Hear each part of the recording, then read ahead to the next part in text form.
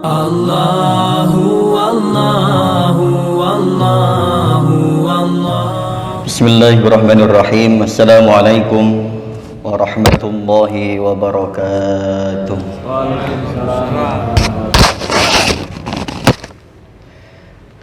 Alhamdulillah. Alhamdulillahilladzi tafarrada bil izzi wal jalal wa tawahhada bil kibriyai wal kamal. Nahmaduhu ala kulli hal hamdan yuqabilu ni'amahu wa yusawi ziyadatan ni'amahu fil hali wal ma'al. Ashhadu an la ilaha illallah wahdahu la syarika lah dzul manni wal ifdal. Wa asyhadu anna sayyidana wa nabiyyana Muhammadan abduhu wa rasuluhu al-munqidhu minadh dhalal wad-da'i ila asyrafil khisal wa mubinul harami minal halal. Sallallahu alaihi wa ala alihi khairi al amma ba'du. Qala Allah ta'ala fi kitabil karim wa huwa asdaqul qailin. A'udzu billahi minasyaitonir rajim. Bismillahirrahmanirrahim. Qala rabbi inni dhahibun ila rabbi sayahdin. Rabbi habli minas salihin.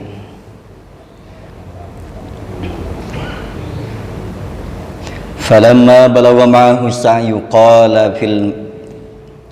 قال يا بني إني أرى في المنام أني أذبحك فانظر ماذا ترى قال يا أبت افعل ما تؤمر ستجدني إن شاء الله من الصابرين. وعن عائشة رضي الله تعالى عنها أن رسول الله صلى الله عليه وآله وسلم قال Ma amila adamiyun min amali yaumin nahri ahabbu ilallahi ta'ala min ihraqid dam fa innaha la ta'ti yaumal qiyamah biquruniha wa ash'ariha wa adlafiha wa anna ad-dam la yaqa'u min Allah bimakanin qabla an yaqa'u min al-ardi fatibu biha nafsan. Rawahu at-Tirmidzi. Shadaqallahul azim wa sadaqa rasuluhun nabiyul habibul karim wa nahnu ala dzalika minasyahidin wasyakirin walhamdulillahi rabbil alamin. Masyarul muslimin hadirin hadirat rahimakumullah. Puji serta syukur kita panjatkan kehadirat Allah Subhanahu wa taala. Salawat dari iring salam semoga senantiasa Allah limpah curahkan keharibaan baginda Nabi Agung Nabi besar Muhammad sallallahu alaihi wa alihi wasallam. Allahumma shalli wa sallim wa barik alaihi. Alhamdulillah jemaah sekalian, tiba saatnya hari ini, hari yang kita tunggu-tunggu. Masuk tanggal 8 Zulhijjah. Sebagian saudara kita sudah masuk 9 Zulhijjah. Bagi yang mengikuti wukuf di Arafah saat ini hitungannya 9 ya. Untuk Indonesia sendiri dari Kementerian Agama dan juga beberapa ormas besar di Indonesia itu menetapkan dengan keputusannya, dengan kesepakatannya hari ini di 8. Artinya hari ini masuk 8 Zulhijjah, yaitu hari Tarwiyah. Besok 9 Zulhijjah masuk Arafah. Jadi semuanya benar. Insya Allah nanti ada 2 kali atau 2 hari masyarakat Indonesia melaksanakan. Ada yang hari Ahad mengikuti wukuf di Arafah, ada yang hari Senin mengikuti ijma' dan juga fatwa dan juga dari keputusan Kementerian Agama, insya Allah, maksudnya gitu. Nah, jamaah sekalian, ini tidak perlu diperdebatkan lagi, sudah sejak dari zaman lama kita sudah biasa dengan perbedaan semacam ini, baik penentuan awal puasa Ramadan maupun Zulhijjah. Baik jamaah sekalian, tentu tidak lepas dari dua hal yang memang akrab dan cukup familiar di kalangan umat muslim. Bulan Zulhijjah ini dikenal dengan bulan haji, Zulhijjah, haji. Ada yang kemudian nahar, yaitu menyembelih hewan kurban, memotong hewan kurban. Makanya disebut dengan hari raya agung, karena dua hal atau dua syiar itu yang kemudian haji dan juga kurban. Yang haji secara otomatis nanti menyembelih hewan kurban di sana, dan yang kita yang tidak berangkat tahun ini, dan mudah-mudahan tahun depan Allah berangkatkan kita, ini melaksanakan kurban bagi yang mampu di lingkungan kita. Dan alhamdulillah, kalau dilihat dari masyarakat kita, animo masyarakat kita cukup antusias. Hari ini, per hari ini alhamdulillah kita sudah berhasil atau menghimpun hewan kurban sapi. Untuk yang sampai per hari ini sudah berapa Pak Iji? Sudah 16 ekor sapi. Terima kasih kami sampaikan tentunya kepada jamaah, kepada para perkorban yang telah dan selalu mempercayakan, mengamanahkan hewan kurbannya kepada kita semuanya. Untuk sapi per hari ini 16, baik yang mandiri maupun yang kolektif.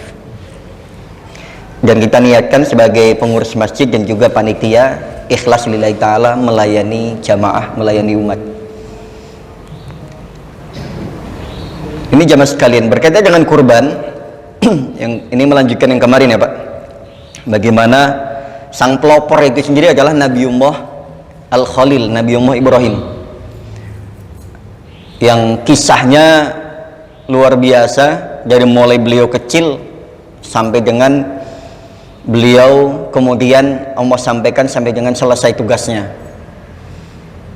Dari mulai masa kecilnya sudah dihadapkan pada 3 keyakinan. Masa kecil beliau dihadapkan dengan 3 kelompok keyakinan yang sama-sama bukan menyembah Allah.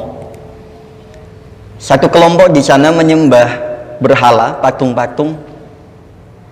Satu kelompok di sana menyembah bintang-bintang, dan satu kelompok lagi menyembah para raja-raja mereka.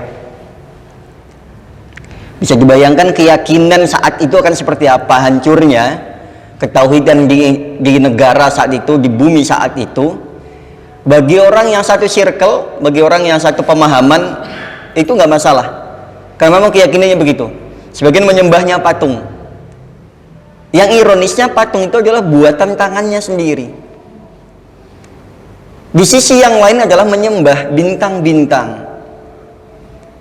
Dan di sisi yang lain adalah menyembah raja. Maka Nabi Ibrahim dihadapkan, sejak kecil dihadapkan pada 3 keyakinan sesat itu jamaah sekalian. Nauzubillah ya, andai kan di Indonesia ada begitu, kita belum tentu lolos Pak.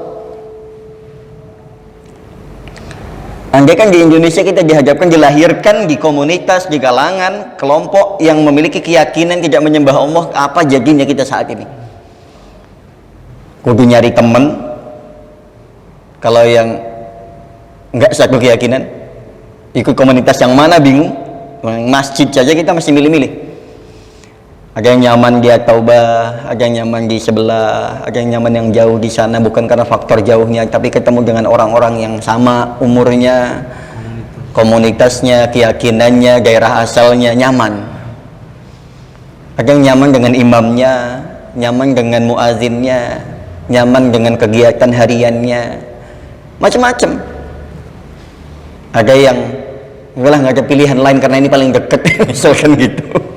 Nah ini, nah Nabi Ibrahim paling dekat dengan keyakinan ayahnya itu adalah menyembah berhala. Keyakinan saat itu yang paling dekat dengan keluarga, meskipun lahir dari keluarga terbaik. Nabi Ibrahim ini bukan orang ecek-ecek, Pak. Lahir dari keluarga terbaik. Bayangkan ayahnya saat itu seorang seniman pembuat patung, memiliki nama khusus, memiliki julukan khusus, memiliki tempat khusus baik di masyarakat maupun di raja, di kerajaan. Makanya kan ada staf khusus, ada ahli ini, ahli itu. Nah ini ahli pembuat Tuhan, ahli pemahat patung, memiliki nama khusus, memiliki keahlian khusus, dan juga memiliki tempat khusus. Bergejolak Nabi Ibrahim dengan ketauhidan ini, karena memang alhamdulillah Nabi Ibrahim itu sejak kecil, Ibrahim kecil itu memang sudah Allah memberikan anugerah yang luar biasa. Di saat anak-anak segitu belum mengerti tentang arti ketauhidan, umur 7 tahun, Pak, bayangin 7 tahun baru mau masuk kelas 1 SD atau MI lah kalau di kita, belum banyak bertanya tentang ketuhanan,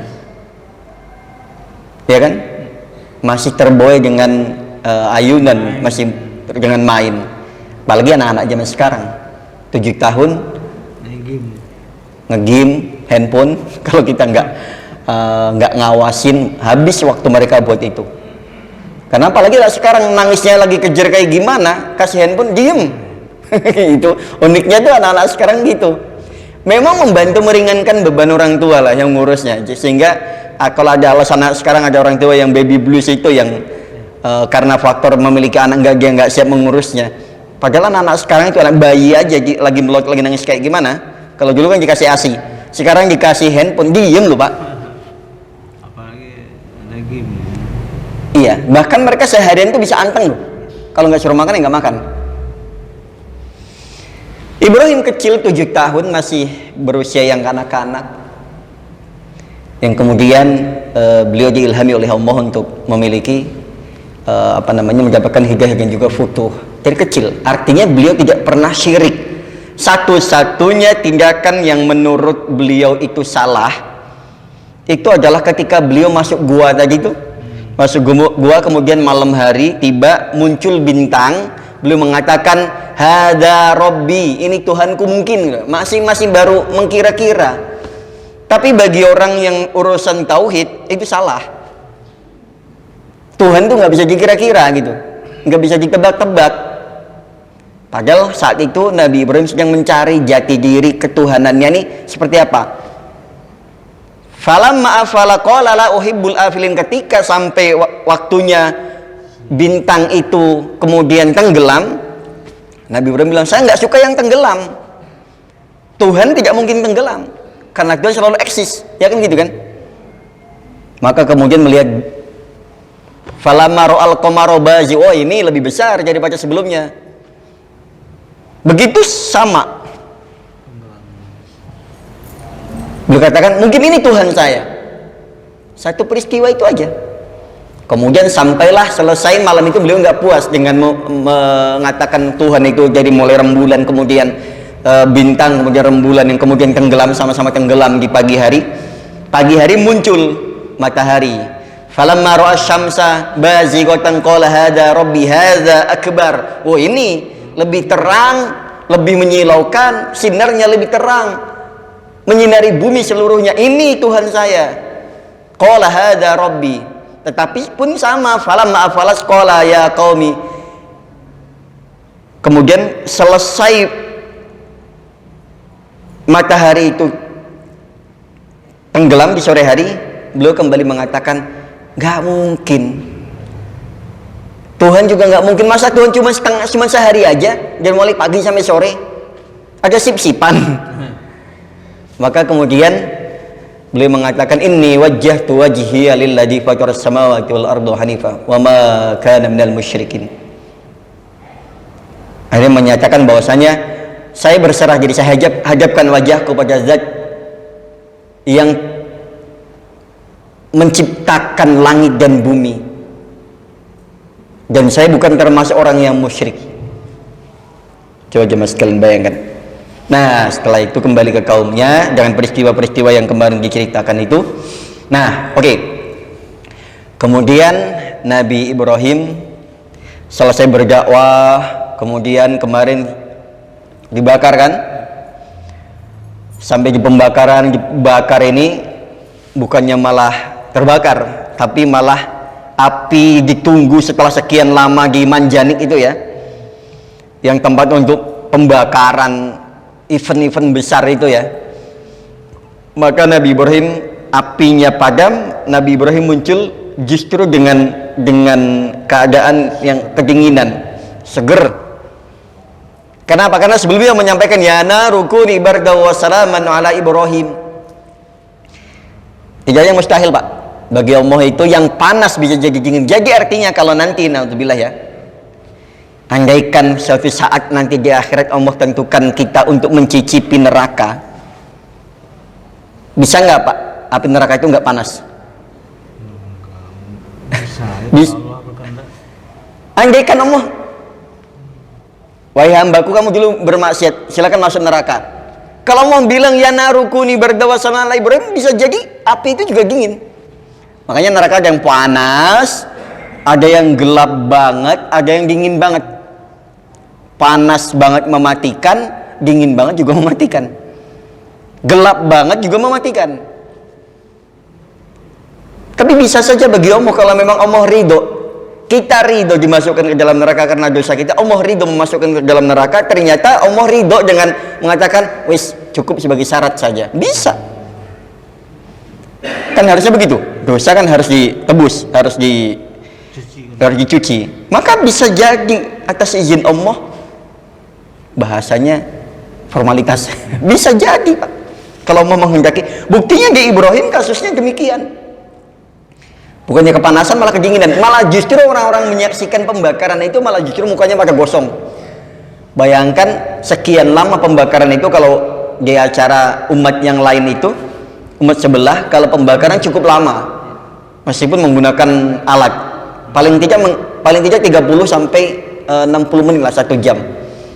Bayangkan orang-orang menyaksikan, pengen ngelihat Ibrahim terbakar gosong habis, ternyata malah justru muka-muka mereka yang pada matanya merah, pada mukanya gosong, karena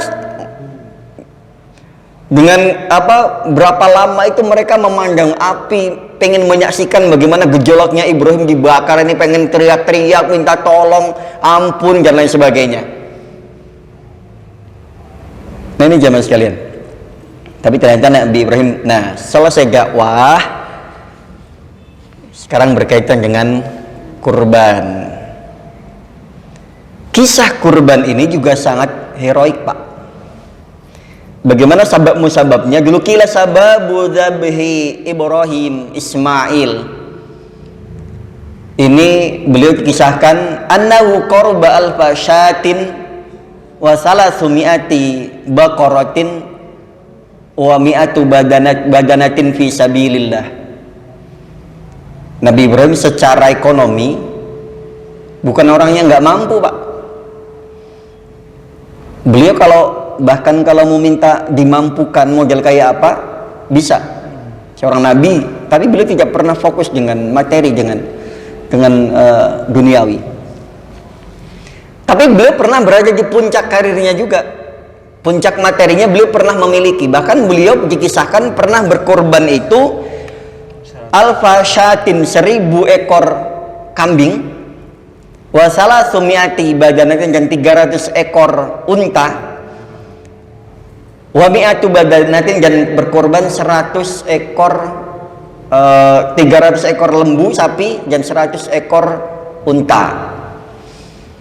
1000 kambing, 300 unta, dan 300 ekor sapi dan 100 ekor unta. Entah mau alam ini dalam waktu sekaligus atau secara kumulatif dari awal. Tapi beliau pernah melakukan itu dalam sebuah kisah yang cukup familiar. Nah, ada bahasa yang kemudian menjadi catatan Allah dalam ucapan Ibrahim. Beliau menyampaikan begini. Setelah melakukan pengorbanan yang demikian fantastis, Ibrahim menyampaikan Faqala Ibrahim alaihissalam, kullu ma tuqarribu bihi laisa bisyai'in indi. Apa yang saya miliki seluruhnya sudah saya korbankan untuk Allah. Dan beliau sampaikan, wallah, demi Allah, lau kana li ibnun la azbahannahu fi sabilillah. Demi Allah, kalau seandainya saya memiliki putra, memiliki anak, itu pun akan saya korbankan untuk Allah. Ini menjadi catatan. Kenapa? Karena Ibrahim menyebut nama wallah, demi Allah. Artinya apa? Sumpah. Artinya apa? Janji. Artinya apa? Nazar yang harus ditunaikan. Hati-hati. Ini bagi Allah dicatat. Falamma madha hadzal qaul, ketika Nabi Ibrahim sudah mengucapkan demikian, madha alaihi zamanun fanasiya hadzal qaul. Nabi Ibrahim lupa dengan apa yang dia ucapkan, yang dia sumpahkan. Biasa demikian, Pak. Sudah umum ketika seseorang berjanji, bernazar, bersumpah ketika belum memiliki atau belum mendapatkan sesuatu. Tapi kalau bisa jangan sebut nama Allah, nanti akan ditagih. Kalau ditagih pas kita sanggup nggak masalah. Kan biasanya saya akan puasa sekian hari. Ya kalau pas Allah itu nagih, pas kita kuat, nggak masalah. Yang dikhawatirkan ketika Allah nagih di kondisi terburuk kita. Ayo puasanya mana? Ternyata kita terbaring sakit. Ayo puasanya mana? Ternyata kita lagi sakaratul maut. Belum menunaikan nazar kita, janji kita sama Allah. Nah, Nabi Ibrahim selepas mengucapkan demikian, kemudian Nabi Ibrahim pergi dengan istrinya Sarah yang saat itu belum sama Hajar ya, dan juga kemudian Om Alam di sini sudah sama Ibu Hajar apa belum? Tapi sudah sampai falamma jaa ilal ardil muqaddas sa'alahul walad fajabahu du'aahu bil walad fabasyarahu wa basyarahu bil walad wa waladathu ummu. Kemudian diijabahlah berdoa di tanah Palestina yang sekarang masih dibombardir sama Yahudi laknatullah itu. Kemudian meminta diijabah. Lahirlah seorang anak dari istri yang bernama Hajar, yang kemudian inilah ujian yang keluarga yang sesungguhnya. Setelah sekian tahun nggak memiliki anak, kemudian beliau dinikahkan lagi, bahkan diizinkan oleh istrinya, kemudian nikah dengan Ibu Hajar, kemudian memiliki anak. Kisah rumah tangga nggak selesai, Pak. Kisah rumah tangga nggak selesai di situ. Orang yang dulu menikahkan istri pertama, yang kemudian istri kedua, memiliki kecemburuan sehingga suruh mengasingkan, jangan merantau sana, disuruh Allah merantau. Nah, betul. Nah, dikisahkan oleh sahabat Ibnu Abbas, lama kanat lailatul tarwiyah, ketika sudah sampai pada tanggal tanggal 7 malam ke-8 Zulhijjah, Nabi Ibrahim tidur. Beliau bermimpi. Dalam mimpinya disampaikan, ya Ibrahim ufi binazrik, wahai Ibrahim tunaikan nazarmu. Kemudian Nabi Ibrahim gelisah, galau di pagi hari, bangun tidur galau, bingung. Ini yang kemudian namanya tarwiyah. Kalau tarwiyah bahasanya adalah pikirannya muter-muter, Pak, bingung. Nabi Ibrahim, ini mimpi apa? Tapi kok nyebut nama saya dengan bahasa ufi binadri, tunaikan nazarmu. Nazar apa? Lupa. Hari itu mikir-mikir, tarwiyah ayatafakaro, atau berpikir, ruwet pikirannya, Pak. Seharian beliau memikirkan hal itu. Kemudian malamnya, tanggal 8 malam 9-nya, beliau dengan mimpi yang sama, ya Ibrahim ufi binazrik, berarti besoknya tanggal 9 persis tadi malam kalau hitungannya itu. Kemudian Nabi Ibrahim mimpi dengan mimpi yang sama. Kemudian beliau meyakini dua mimpi dengan perkataan redaksi yang sama beliau yakini bahwa yakin ini mimpi yang benar. Kemudian beliau yakin, keyakinan itu kemudian disebut dengan arafah. Mengetahui mimpi itu asli benar dan yakin itu namanya arafah, dan tempatnya di Arafah. Mimpi meyakini mimpi itu datangnya dari Allah, itu namanya Arafah. Arafah itu yakin, tahu betul. Karena awalnya ragu, ini mimpi dari Allah atau dari setan kan gitu. Kemudian setelah diingat-ingat, malam keduanya mimpi dengan yang sama, diingat-ingat, beliau yakin bahwa ini Arafah minallah, Arafah. Wasmu hadzal makan Arafah. Kemudian nama itu, nama yang kemudian mimpi itu, tempatnya disebut dengan Arafah. Kita sebut dengan padang Arafah ya. Nah kemudian di malam ke-10 beliau sudah mendapati keyakinan untuk besok paginya menyembelih anaknya yang sesuai dengan mimpi. Dan itu terjadi ketika anaknya Ismail ini sudah usia 7 tahun secara tafsirannya. Ada yang mengatakan salasa asyra sanah, ada yang mengatakan Ismail usia 13 tahun. Acuannya ada yang mengatakan 7, karena 7 tahun itu masa anak sudah mulai diajak bicara, itu sudah mulai nyambung gitu ya. Anak-anak sekarang 7 tahun, anak masih SD ya, mulai mengawali awal pendidikannya itu di 7 tahun.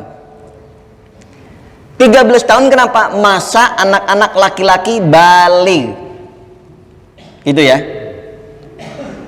Jadi yang mengatakan 7 betul, mulai anak-anak mengawali pendidikannya di usia 7 tahun. Yang mengatakan 13 tahun itu betul, anak-anak masuk usia bali, sudah mulai anak itu mengerti akan dirinya dan kewajibannya sebagai seorang mukallaf atau orang yang ditugaskan oleh Allah untuk mengerjakan tugas-tugas yang kemudian Allah wajibkan. Nah tafsirannya demikian.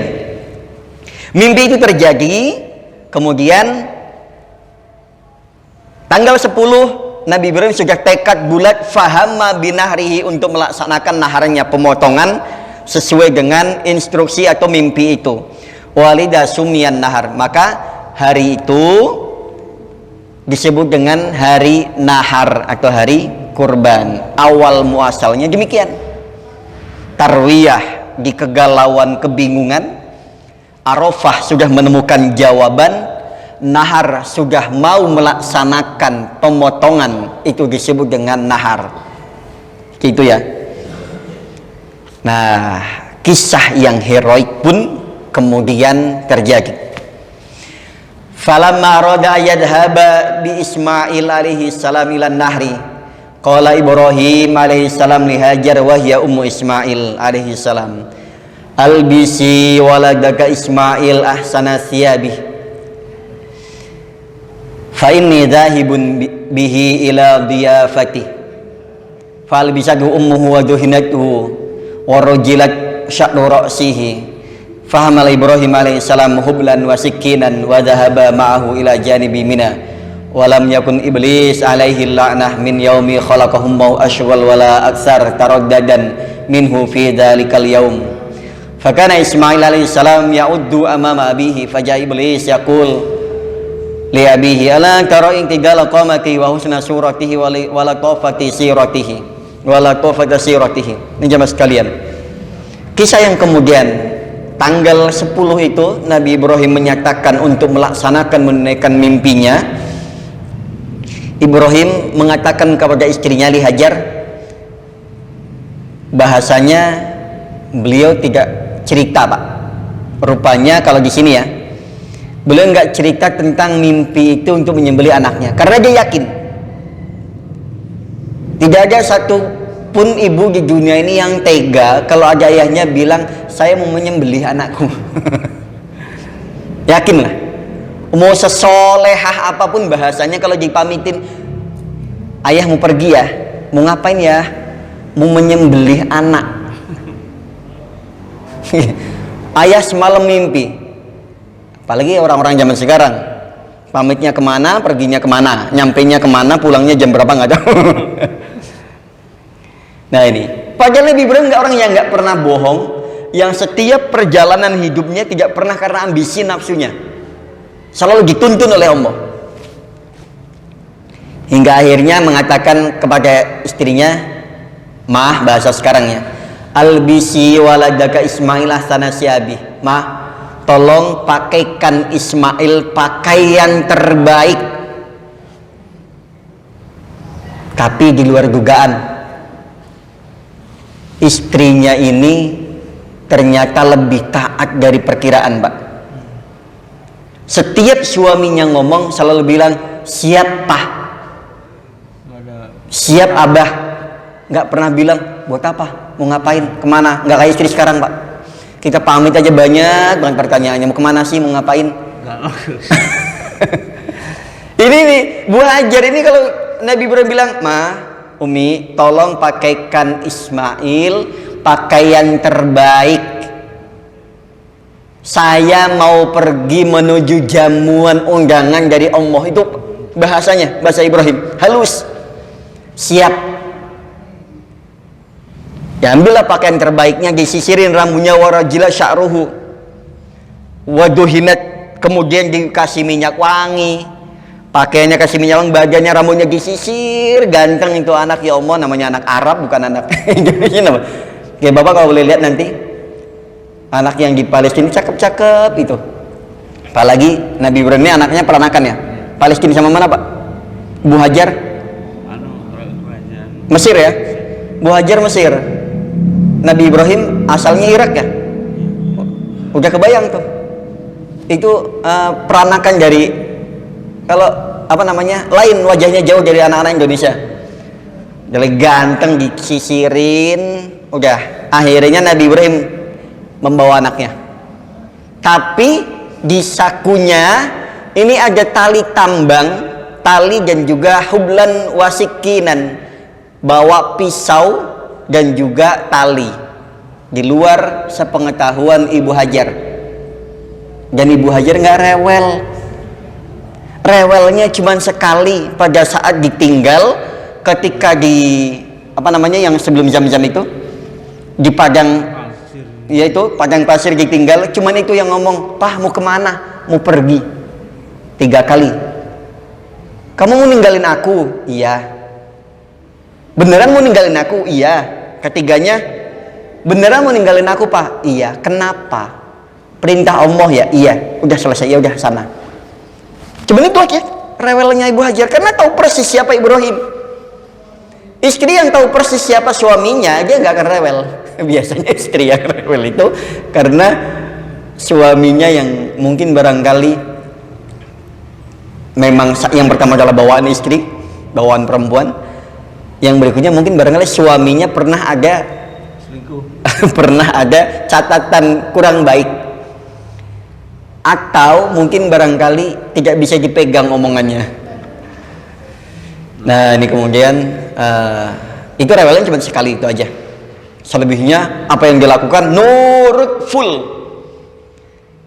Pergilah Ibrahim membawa Ismail dengan membawa pisau dan juga tambang, tali. Walam yakun iblis alaihi la'nah min yaumi khalaqahu mahu ashghal wala aksara tardadan minhu fi dzalikal yaum. Ternyata Nabi Ibrahim juga gelisah, Pak. Seyakin-yakinnya, karena ini perintah agak lain dari yang lain. Walaupun beliau sangat yakin, tapi kepikiran, Pak. Karena nggak akan tahu kalau endingnya bakal seindah itu. Yang kemudian ketika dilaksanakan, nah ini iblis itu gelisah. Kenapa? Karena iblis sepanjang karirnya nyaris tidak pernah gagal. Ya kan? Iblis menggoda Nabi Adam, sukses Pak hitungannya Terlantar. melalui istri.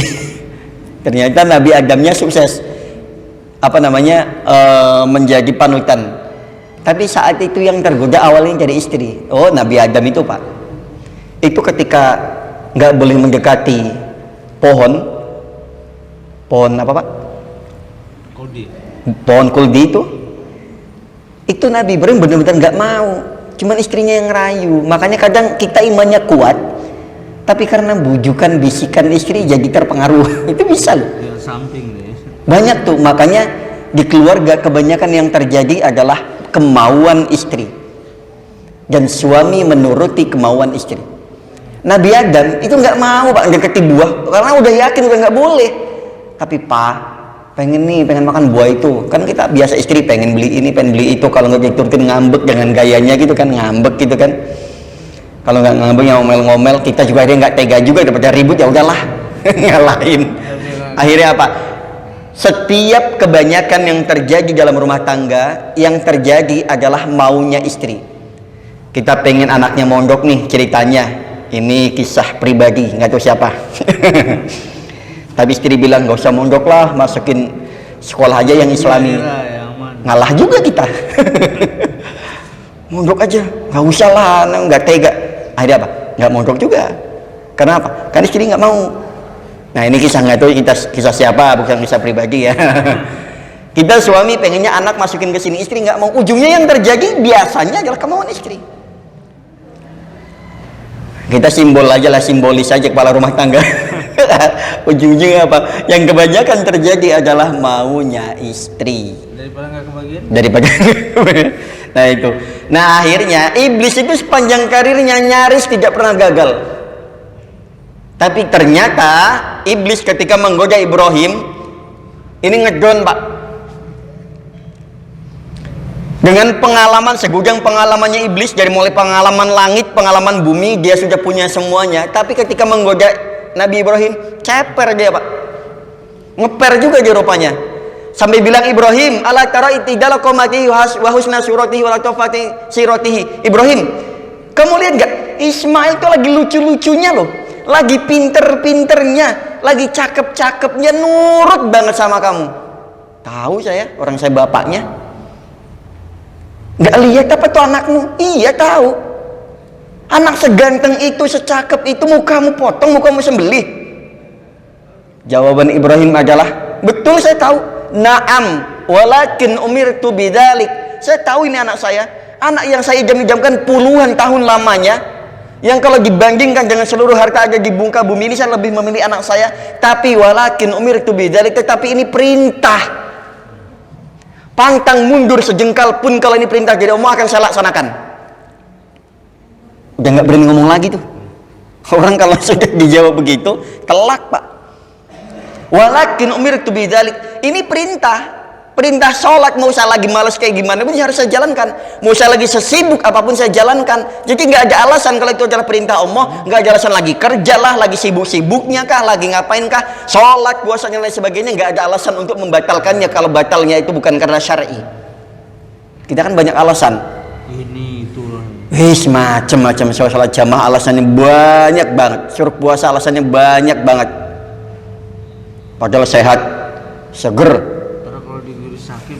Nah itu. Nah ini. Kemudian setelah iblis itu nyerah menggoda Ibrahim, kemudian datang kepada ibunya, Ibu Hajar, dengan bahasa yang elegan juga tuh, iblis pintar tuh. Kaifatat udin zahaba Ibrahim bibni kali yadbahahu.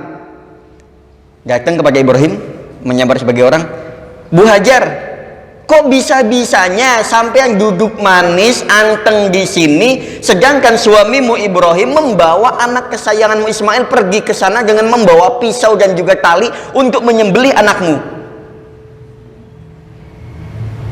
Mendapat hasutan demikian, istri yang solehah nggak gampang terprovokasi. Nanti kasih tahu nih, sesoleh apa Ibu Hajar, kasih tahu istri kita. Tuh mah Ibu Hajar, mau dibilang suaminya menyembelih anaknya, dia nggak ngaruh. Mau dibilang suaminya mau selingkuh apapun, nggak ngaruh. Karena udah percaya keyakinan suaminya nggak akan selingkuh, nggak akan nyeleweng, percaya, yakin. Bahasanya apa yang disampaikan? La takdzib alayya hal ra'aita aban yadbahu ibnahu, yang pertama. Jangan dusta kau sama saya. Pernah ada nggak sejarahnya ayah menyembelih anaknya? Nah ini akan terjadi sekarang dan akan menjadi sejarah itu, kata iblis. Lain sekarang buktinya, tadi Ibrahim membawa pisau dan juga tali untuk menyembelih anaknya, dan ini akan menjadi sejarah bapak menyembelih anaknya versi sejarah. Sejarahnya betul, yang iblis sampaikan betul, tapi yang kemudian terjadi, iblis dengan rekayasanya dia bilang bahwasanya akan jadi sejarah kelam, tapi di kita menjadi sejarah indah kan. Ternyata apa yang disampaikan iblis sedikit banyak bukan membenarkan ya, tapi akan menjadi sejarah betul. Tapi sejarah iblis yang diramalkan adalah sejarah kelam. Seorang yang ngaku sebagai nabi menyembelih anaknya, kemudian anaknya mati, kemudian si nabi itu laknat. ini apa skenarionya atau dramanya si iblis, atau dia sebagai sutradaranya kan demikian tuh. Ngomong sama si Ibu Hajar ini. Kemudian qalat li, nah ini Pak. Tadi Nabi Ibrahim sekali disampaikan iblis, sekali jawaban iblis mati kutu. Tapi lain dengan ibu-ibu, dialog dulu. Kita cukup sekali, ya udah, ya nggak apa-apa, saya minta maaf, saya maafin. Lain dengan mak-mak, makanya nggak usah heran, dari dulu tabiatnya demikian. Jadi nggak usah heran kalau perlu dialog dulu untuk meminta maaf saja, ngalor ngidul ngitan ngulon, baru itu pun belum minta maaf, masih nyalain kamu sih. Bahasanya gitu.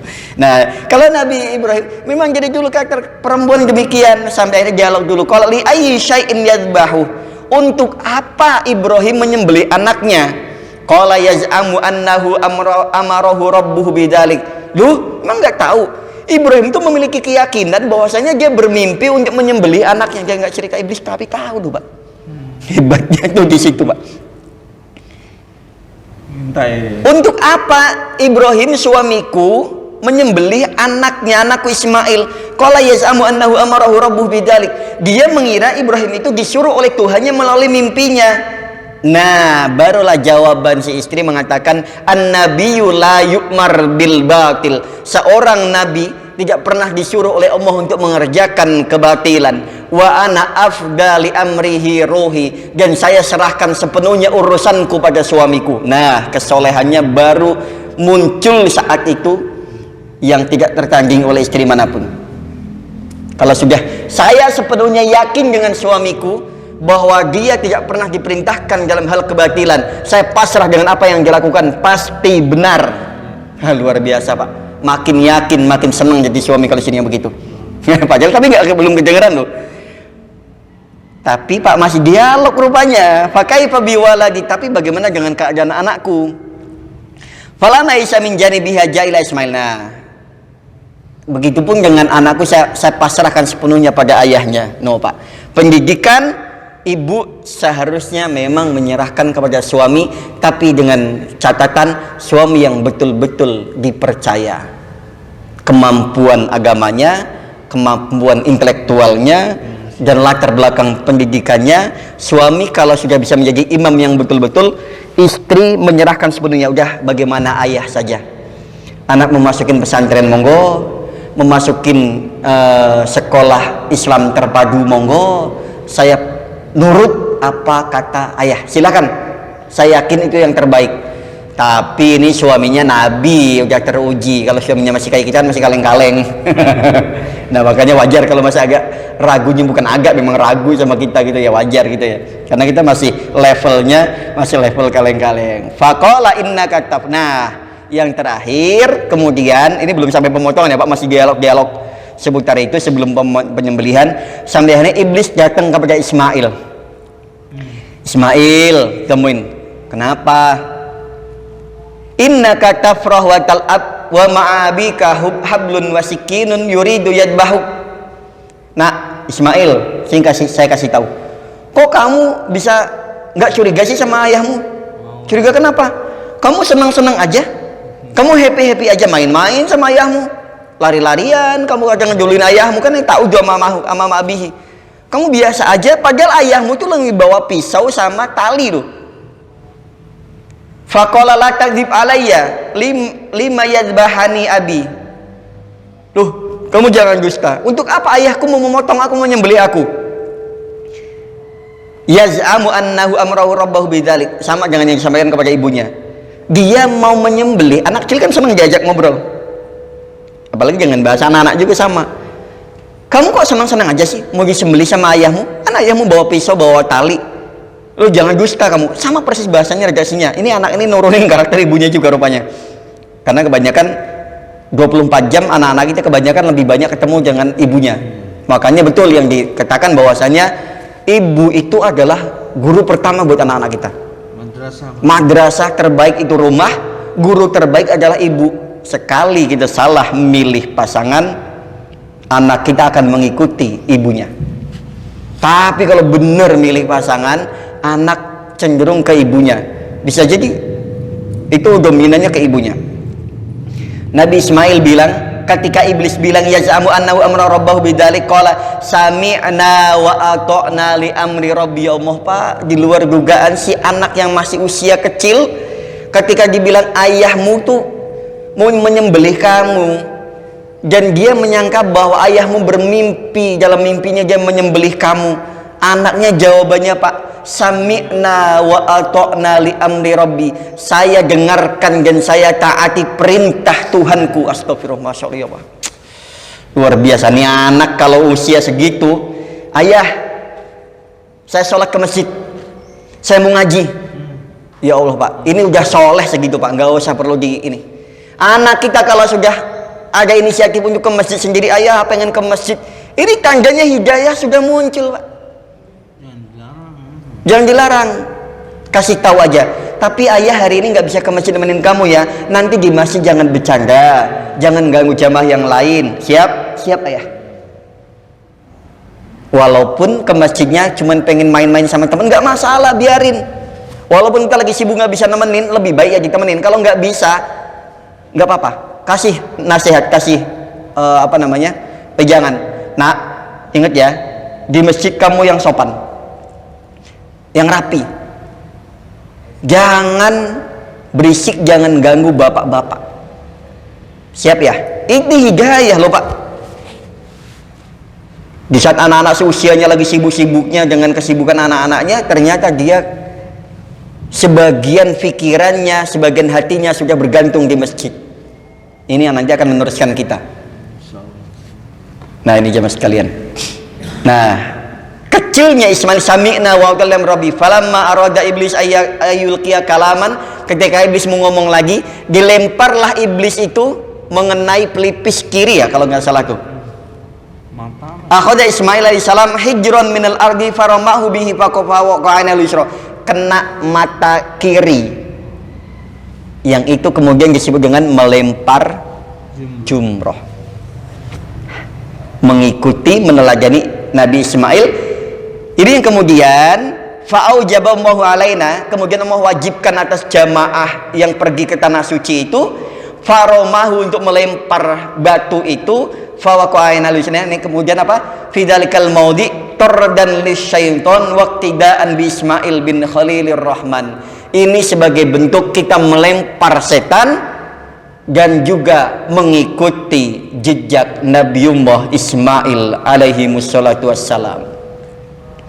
Waktunya habis, Pak. Belum sampai ke penyembelihan lagi nih. Pak, sampaikan aja nanti pas Idul Adha. Baik jemaah sekalian, ini cukup sampai di sini. Nantilah ada waktu lagi kita bahas lagi. Walaupun momennya nggak apa-apa, agak lain nggak apa-apa. Terus setelah kan masih ada hari tasyrik di tanggal 11, 12, 13 ya, Zulhijjah. Haram untuk puasa ya. Oke, jadi masih lebaran nanti. Ini kita yang puasa tarwiyah, alhamdulillah. Yang puasa Arafah, alhamdulillah. Yang nggak puasa nggak salah, karena ini juga sunnah. Jadi monggo, alhamdulillah. Dan sekali lagi kami sampaikan terima kasih kepada jamaah yang antusias untuk ikut andil berkorban di Masjid At-Taubah. Mudah-mudahan nanti bisa meniti jembatan Shiratal Mustaqim dengan apa yang hewan yang kita kurbankan. Yang belum, mudah-mudahan Allah lampangkan rezekinya. yang sudah mudah Allah terima sebagian nanti meniti jembatan Siratal Mustaqim sampai kepada surganya Allah, yang belum mudah-mudahan Allah lapangkan rezekinya. Begitupun dengan yang kurban, mudah-mudahan nanti bisa setiap tahun kurbannya. Subhanakallahumma wa bihamdika asyhadu an la ilaha illa anta astaghfiruka wa atubu ilaik. Taufiq hidayah. Wassalamualaikum warahmatullahi wabarakatuh. Waalaikumsalam.